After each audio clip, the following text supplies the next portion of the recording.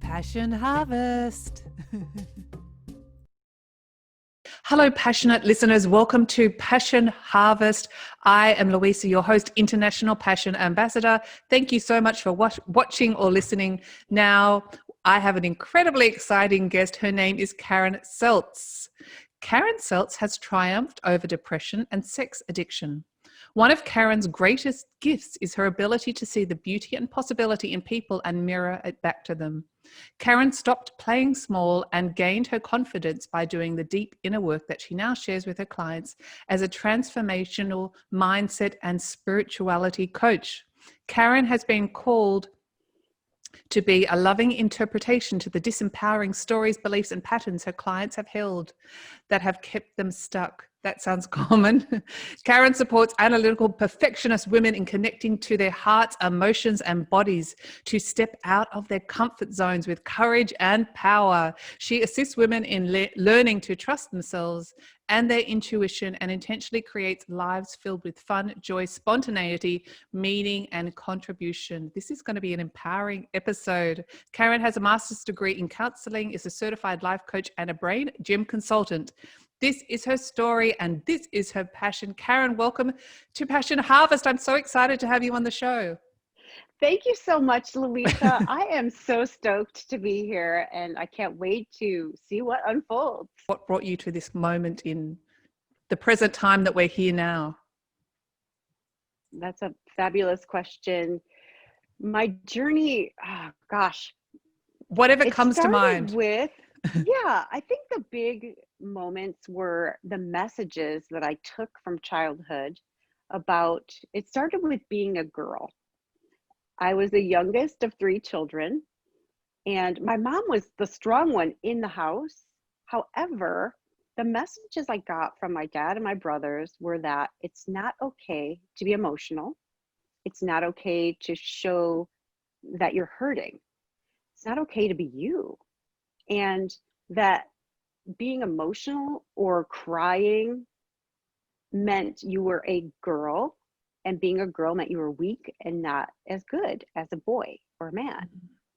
And I really took that in, and I just denied everything feminine about me.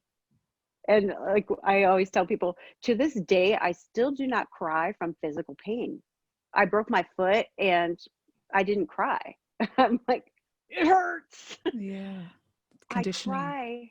Conditioning. I cry now. I allow myself to feel everything and to feel it deeply. And it's okay. It took me a while to give myself permission to do that. And it was actually in the 12-step rooms, recovering from sex addiction, that I allowed myself to do that for the first time. And I was the only woman in those rooms oftentimes.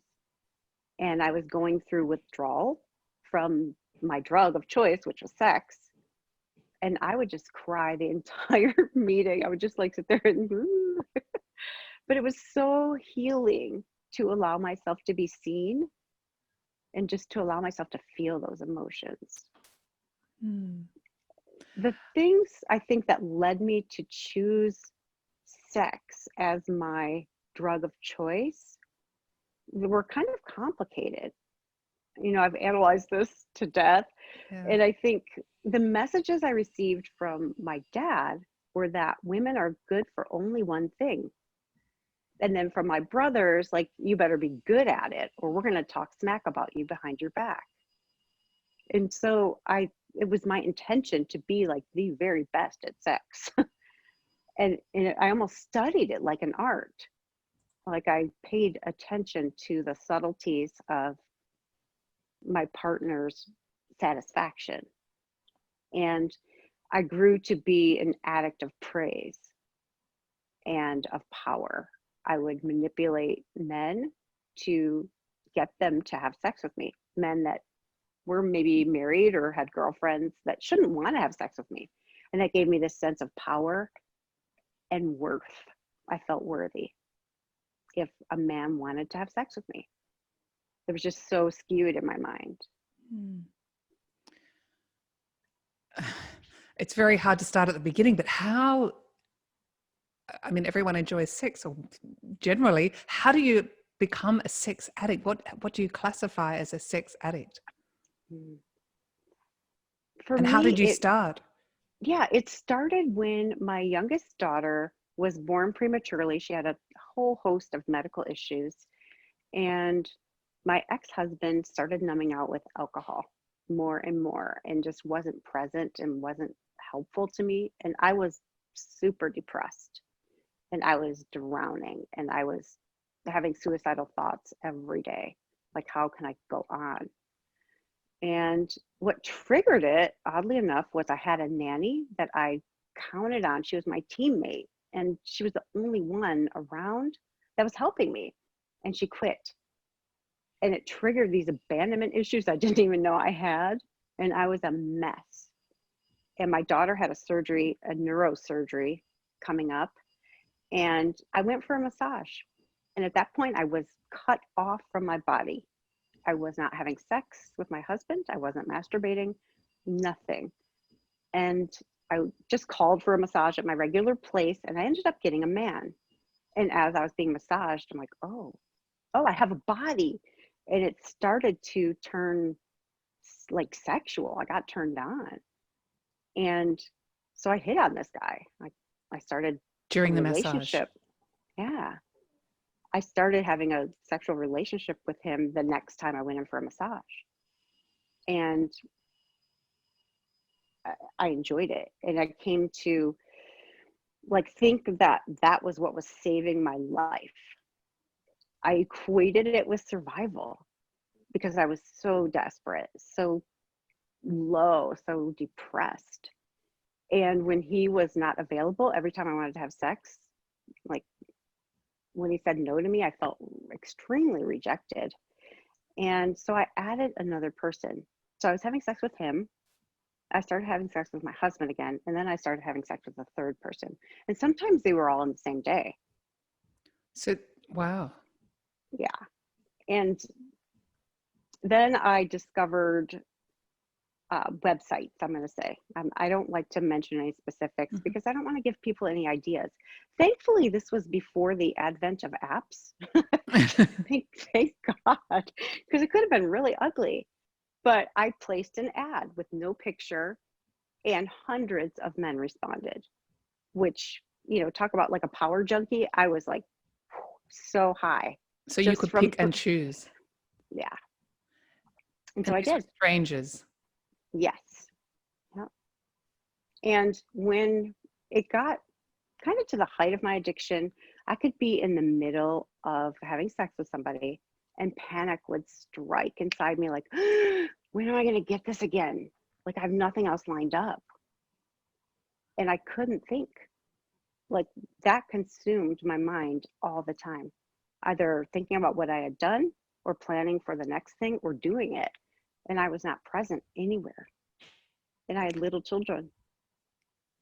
Do you think, the phrase comes to mind, looking for love in all the wrong places. Do you think you were looking for love as well, or you preferred it when they were a stranger and there was no emotions involved? Or did you want to be held? There are a few No, questions. not by these guys. I did not want to be held. It was, It, it was it wasn't wanting all, love or looking for love. It was just the act of having sex. it started out that way with almost everybody. There was a component that if I got rejected, if they said no to me, I would be suicidal again. If anybody, like these people that I didn't even know, if they said, oh, I can't make it, I would be like, oh. And I equated my self-worth with their willingness to want to be with me. There was a time when I was with a married guy and we were having sex for like 7 months. And I didn't have any other partners at that time besides my husband.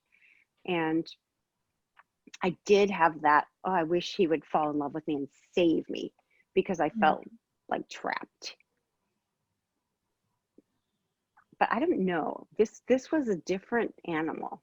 It wasn't so much motivated by wanting love. It was wanting power, praise, pleasure, and safety. Oddly enough, I felt safe as long as somebody wanted me. So that not all of the sexual partners you saw more than once, multiple times. Some you just only saw once and that was it? I think only one, maybe I saw only once.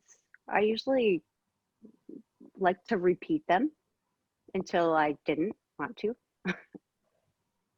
And I guess there was a power or a perceived power in that as well when it was ended for you. You were the one that ended it. Yeah, for sure. Yeah. And how long did this go on for? It started when my daughter was about, I'm going to say like 17 months old, and she's now almost 13. And I acted out not very long when I was married because I got an STD and had to come clean.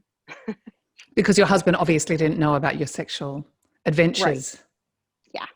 Yeah. And that really like tanked him. And he still hasn't recovered from that, to be honest. He took it very personally and he hasn't recovered. And that was 2011. So it's been 9 years. Or actually, that was 2010 when I told him. Mm-hmm. We separated in 2011 and divorced in 2012. I'm wondering how you juggled all these commitments or experiences with young children and a husband as well. There must have been a lot of deceit going on, which is also heartbreaking. Oh, yeah. I had a complete double life. I tried to keep it very, very separate. And when I was married and acting out, it was with usually married men because they were safe. They weren't going to text me at night. Mm. And when I would go to work during the day, I only worked 2 days a week at that time. I had a nanny. I would just throw into my appointments. I worked in outside sales, some sexual adventures, some dalliances. So I would only have 2 days a week usually to do that. My ex-husband used to go out with his friend one night a week, and sometimes I would have people over after my kids would go to sleep. At your home? At my home. Yeah. So obviously you just mentioned you had an STD, but how did you stop this addiction? That's a good question. So at one point I got a boyfriend, and I would say I thought I was sober at the time. And in retrospect, I acted out monogamously with only him, but I was still using him for sex, and I still felt validated by him wanting me. And then I had another boyfriend after that, and it was the same thing. Every time I saw him, I expected sex, and he was normal, like a normal non-addict. So what went, okay, just, I don't know what normal is, but how many times, what do you expect? How many times a day do you expect to have sex? Well, with him, that guy was like my second boyfriend was kind of normal. And he was, well, I don't know if he was normal, but he was like a one and done kind of person. So one and done. Okay. Like that. But I only saw him half the week because he had children, the other half. Sure. So, four times a week. Just educate me, because so one and done, whereas you would prefer a few and done.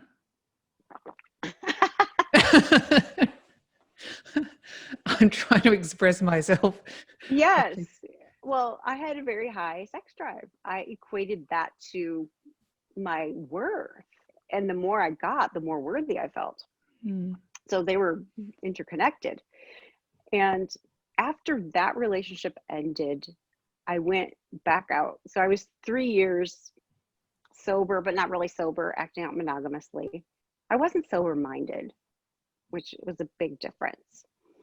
After that relationship ended, it was kind of ugly. He broke up with me, and I always joke, like, he didn't get the memo that just wasn't done.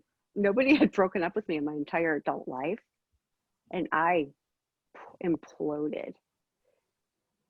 Yeah, it was really interesting. And I also got messages from him that nobody would ever accept me with my package deal of my daughters, because I had a daughter that was, really behaviorally challenged. She was kind of loud and violent, and I was working to get that under control as well. So I acted out in kind of an ugly way. It got as ugly as it ever got for 10 months after that. And at the end of that period, I was acting out with this guy that I became addicted to, and I could not stand him as a person. So I was in constant conflict because I was trying to change myself to not cause conflict so I could still get my drug, him. And nothing worked. Like, he was like a junior high girl. He was so easy to anger. And he was like turning on me. And I hated myself. I couldn't even look in the mirror at that time because I was so addicted to him, like physically what he could do. He had like very special gifts. But I like philosophically he was wait, not in alignment. wait. Oh no. No. You did say special gifts. Yeah. I don't really want to go into it, but okay. He caused my body to do things it had never done before and has never done since. And yeah, it was really hard. And at one point I was still going to meetings, SAA meetings, Sex Addicts Anonymous. And I had lunch with my sponsor and I said, I am so deep into this addiction. I don't see a way out. I don't think I can ever stop. And he said, well, what do you think it's costing you? And I thought for a half a second. I said, well, I don't think it's costing me anything. And he's like, okay. He said, would you do me a favor and go home and make a list? I said, yeah, but it'll be a short list. And at that time, I was super rebellious. I didn't follow any instructions from this man that was my sponsor. He was a gay man, which made it okay for him to sponsor me, but he wasn't sober. So I didn't respect him enough to take him seriously. But something inside me urged me to take this on. So I started making this list.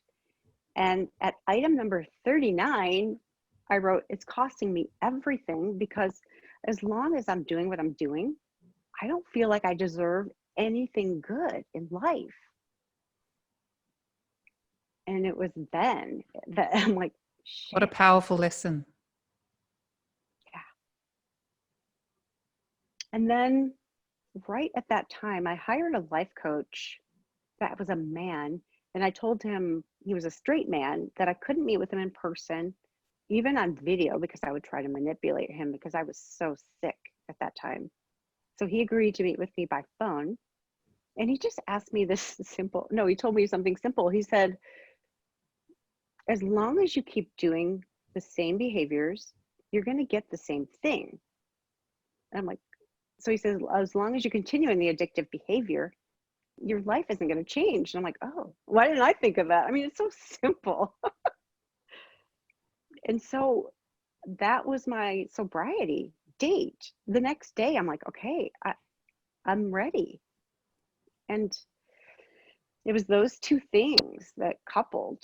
And it was July 15th, 2015. It was the last time I acted out. And I define acting out as any sexual touching or talking, even texting, anything like that, outside of a committed monogamous relationship. And then I have other things like contacting former acting out partners and things like that. If I'm masturbating to numb out, to not feel my feelings, that's a no-no for me. Pornography is a no-no for me. Even though that was never my issue, I still, it doesn't feel wholesome to me. It doesn't feel, like for me, sex now is an extension of love and a creating of intimacy together. It's not to get my needs met. It's not to get off. It's not to get praise or power. It's just not for that. Incredible lessons. Do you ever think about going back to your old ways as an addict? They say it's a lifelong process. Do you sometimes feel yourself drifting back to that sex addiction mentality? Not at all. Even early on, I didn't have a draw to it anymore. I, but what I did last summer was a trauma removal. It was like a trauma release program, and it rewired my brain in such a way that it's not my identity anymore. I went to a meeting after that, and they introduce themselves. Hi, I'm Karen. I'm an alcoholic, or I'm a sex addict. I couldn't do it. I'm like, that's a lie. I'm like, that's not who I am. And I haven't been to a meeting since. Good on you. And I really want to just ask about, your dating plans, which we did talk about and things, but what's interesting in our society, that if I was talking to a man, not to a woman as yourself, it'd be much more acceptable, which is, yeah, which is a real disparity in our society. Yeah, it is, because I don't know, I see it two ways though, because men almost have this expectation to be virile and to be or to have these conquests. And if they don't, society says you're not manly, you're not masculine, you're not enough. And is it really who they are? Are they choosing to be that? I don't know. I know when men are in addiction, they'll say, well, everybody does this. It's okay. Everyone does it, especially with pornography. It's it's so destructive. It's destructive to the soul, and it degrades intimacy. Like if two people are together and one of them is giving their sexual energy to someone else, whether it's a live person or on a video screen, there's a divide between them. It it forms a chasm, and the woman will definitely feel it, and I believe the man feels it too. I completely agree with you. And it's so addictive. Pornography is so addictive. I mean, many things are, but that rush. Yeah. And now you have a dating plan. Do you mind just explaining that? I love the dating plan. Yes, I put together, it's actually from Sex and Love Addicts Anonymous, a dating plan, a concept, but it just sets out like guidelines for me, when I can do certain things. And I wrote it. So, for example, I don't kiss until the third date.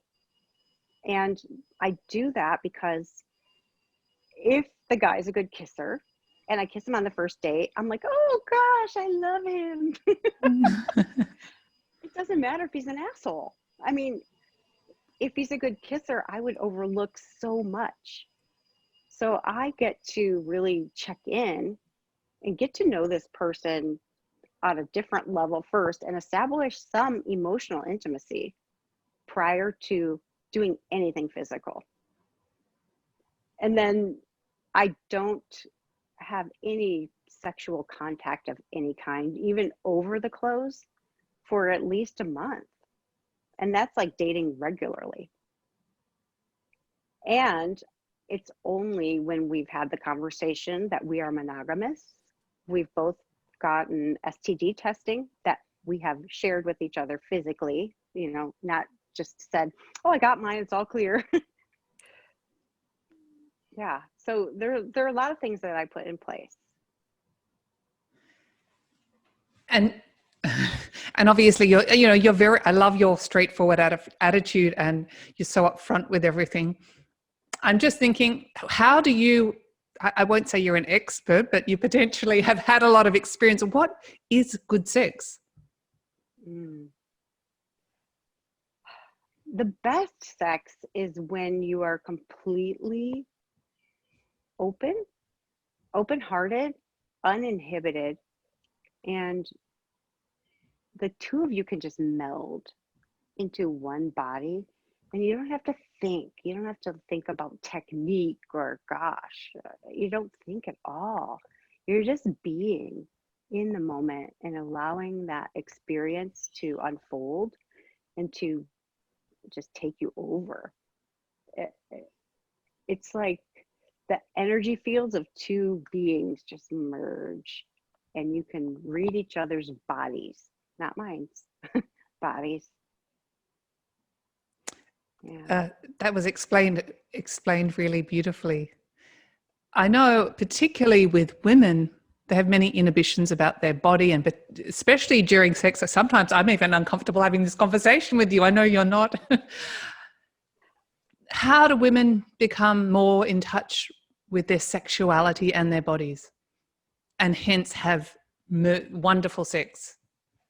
I would say the first thing is really to start exploring yourself.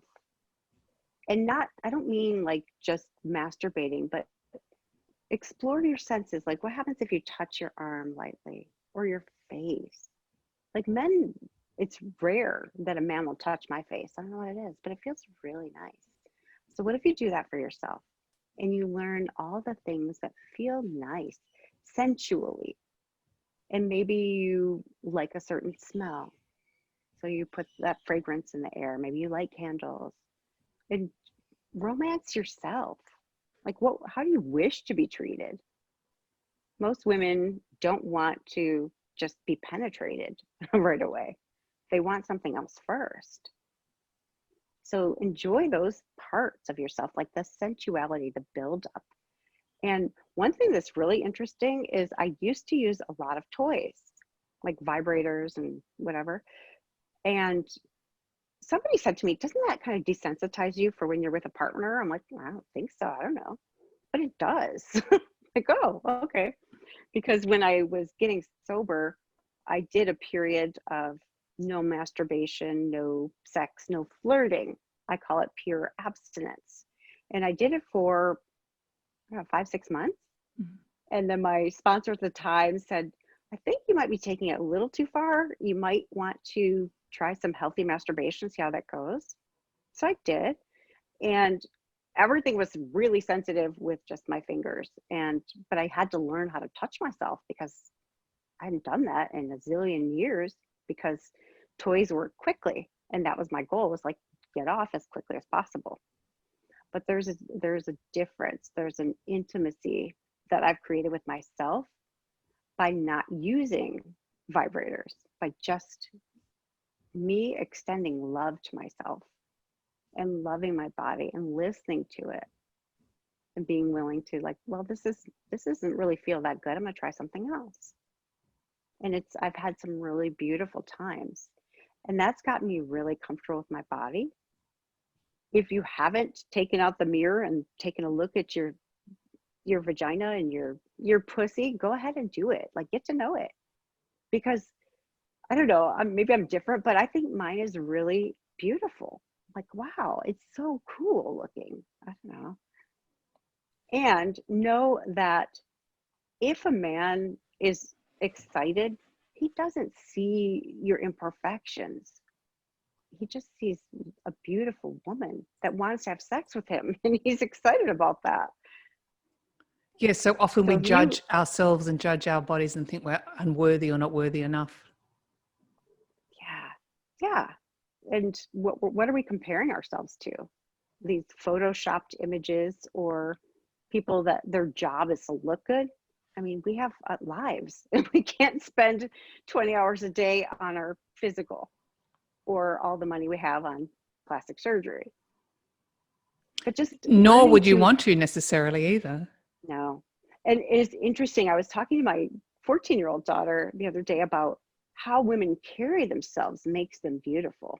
And it's the confidence that makes a woman sexy. The way she walks, the way she makes eye contact, the subtle flirting, that is what makes her sexy. It's not her body shape. Because I've seen some women that are very large by American standards, by societal standards. They're so sexy. It doesn't matter. Their size does not matter. That's a great segue. I'm going to move on to how to attract a man that you like. What's your advice for those women? How to attract a man that you like Yes. is, first, you like yourself. Great And answer. I love that. Yeah. Yeah, because if you don't like you, why should anybody want to spend time with you? If you can't stand to be alone, for example, you're going to attract somebody at that level, at that vibration that, is needy. He can't stand to be alone. And he's probably going to be jealous and petty and fear-based. So I say feed yourself, feed your soul, figure out what it is that you like, figure out what you want, and call it in. Meditate on that. Like, meditate. What's it going to be like with your ideal mate? Who do you get to be to attract that level of person? There was a time in my life where I felt so bad about myself. I'm like, and I know about like attracts like, level of law of attraction. Yeah. I'm like, there's no way I would date at this point. I would not want to date somebody at my level. So I put the time in. I worked with coaches. I joined a mastermind, women that would support me and would see me and lift me up until I could see myself, because I couldn't see my beauty at that time, couldn't see my gifts. And I think a big thing is really learning to accept where you are without judging it. Like, learning to tell the truth about where you are is a big one too. For a long time, I wouldn't say what I really thought or what I had done because I felt unlovable. But everybody has that stuff. Everybody does. Everybody has secrets that they don't want people to know. They think like, oh, if they found this out about me, they wouldn't accept me or love me. I'd be alone forever. But it's telling that stuff that sets you free and allows your true self to come out and play. So true. So like, there's this list that's so good to make, and it's, where do I experience the love of God or the love of the divine or flow? And do more of those things. Schedule them in, make them non-negotiable. That could be Because called passion as well. yeah, what are you passionate about? And the more you do those things, the more you're going to like yourself, and the higher your vibration is going to be, and the higher vibration man you're going to call in. I absolutely agree. How would you define a healthy relationship? I like the Course in Miracles has a great definition. They call it a holy relationship. And it's when you look at your partner and you see no lack.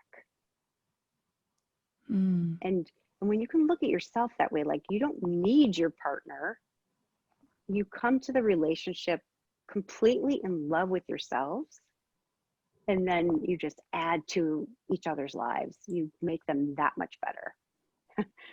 It's just fun. That's great. I know you have a lot of offerings for empowering women. Would you like to discuss that as well? That sounds fascinating and very needed. Oh yeah, sure. Right now, I am doing private coaching. I went back to the basics because I've redefined my niche. And I'm working now, like you mentioned in the beginning, with women that have been stuck in their heads. And I'm attracting women that are very, very intelligent and analytical, highly accomplished, usually at work. And they're cut off from the neck down, which means they don't have access a lot of times to their emotions. They don't know what they're feeling. If I ask them, what are you feeling? Like, what language are you speaking?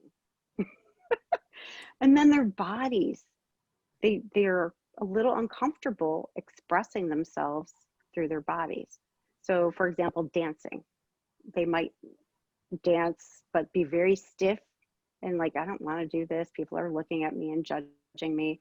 Sex, a big one, big one.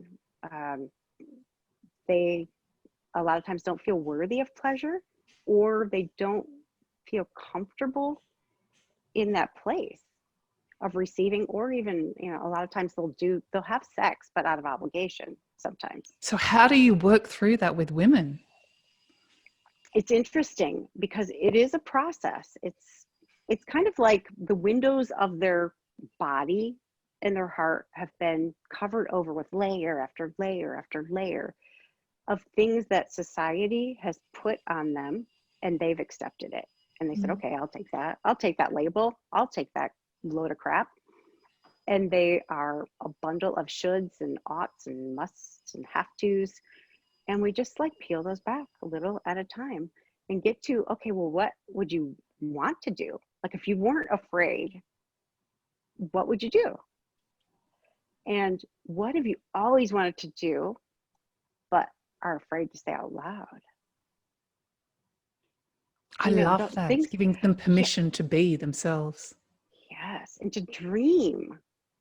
Because a lot of us, we even cut ourselves off from that dreaming, like of possibility. Like, what do I want? A lot of women don't even ask themselves that. They put everybody else first.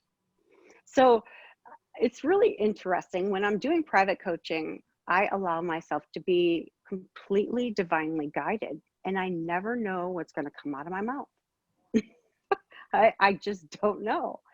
So one of my clients, she is in her 60s, and again, like really uncomfortable with her body. She she decided she wanted to get out of her comfort zone. No, she didn't decide that. I decided that would be good for her. That's what came through that day. And she was in California. And I suggested, what would happen if you took cold showers for the next week? And she said, I'll go you one better.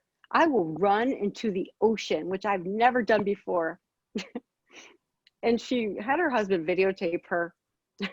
That's So great. she's in her bikini and she starts running into the ocean, and her dog tackles her. And she was knocked like face down, but she got back up and she brushed herself up and she ran back into the ocean. And it was That's so so funny. beautiful. And in that moment, she had chosen herself. She had chosen her commitment to be uncomfortable. And she said, I don't care what I look like. I don't care that I got knocked down. And it was such a great analogy for life. You get knocked down in life. What do? Do you get back up, brush yourself off, and keep going toward your commitment, towards your goal? Or do you go back to the shore and cry? Mm. And also the Choice. self-worth of I am enough in my bikini and running into the beach. And that's very empowering. Yeah, the bikini was another story. That was initially, when she was going to California, I asked her, which bathing suit are you wearing? She's like, well, I have a bikini. I don't know if I'm going to wear it. And so we worked through that, and she's absolutely wearing it. She's owning it. Good on her. I Yeah. know you also work with spirituality, and you talked about divine guidance. How do people follow their divine guidance? It's always there. In my experience, the inner critic voice is the voice of the ego. It speaks first and it speaks loudest. You have to get below that din, that noise that's always there, which requires you to get quiet. And it's uncomfortable for many people when they're beginning a meditation or mindfulness practice. It's so worth it, because your freedom lies on the other side of that. Because that voice is a liar.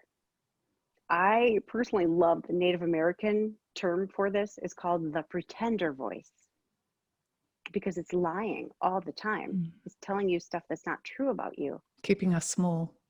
The problem is that we believe it until we don't. But a lot of people believe it their whole lives, which is sad. And that ego voice wants you to feel separate from everybody else. It wants you to feel separate from your source, from your connection to the divine. It wants you to feel better than some people and worse than or less than other people, because it creates separation. What we teach people to do is to keep inquiring. You keep asking. Ask your higher self or God, the divine, whatever you call it.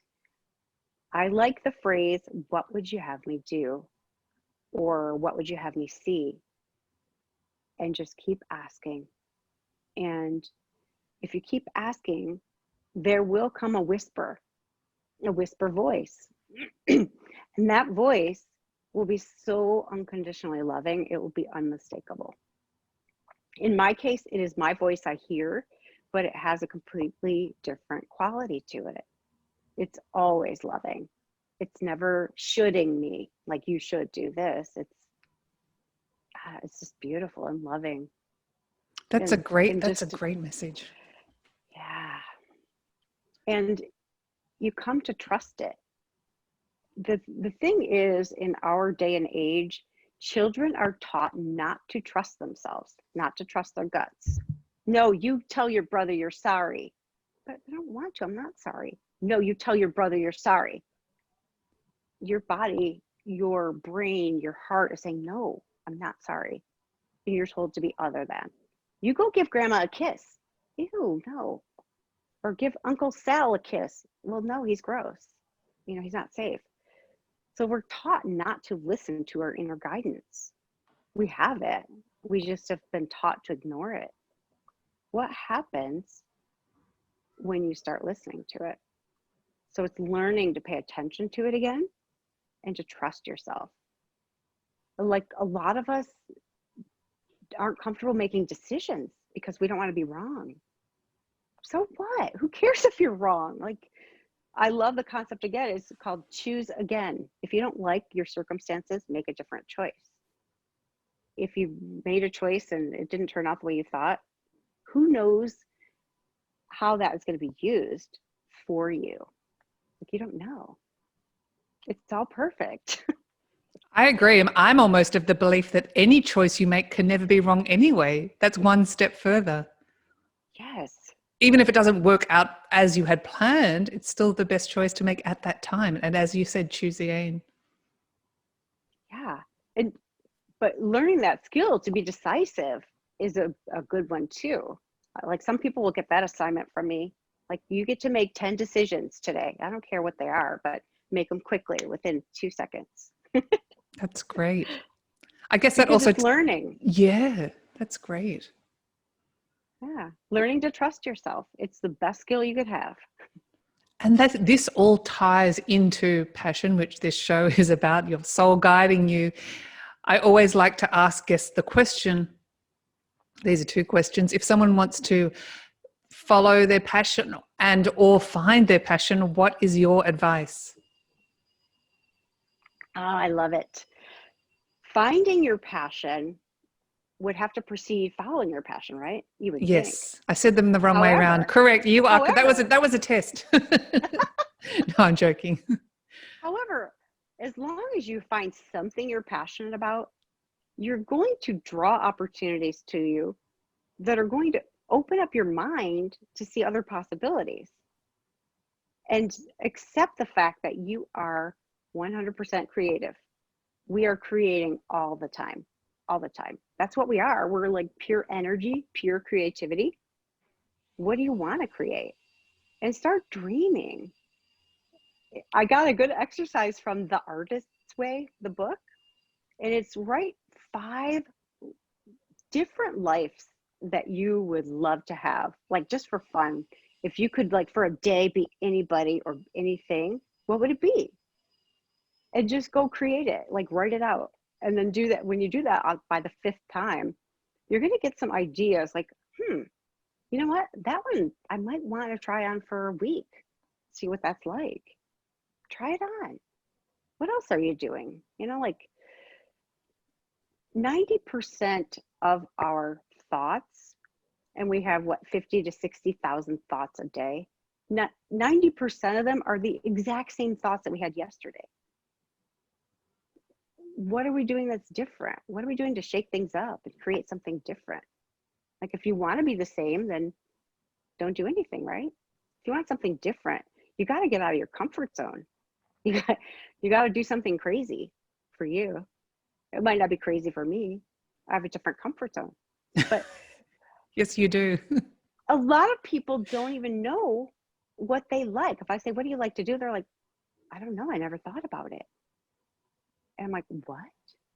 And a lot of times they have to go back to childhood before all their creativity was suppressed and say, no, you must fit in this box. What did you like to do in childhood?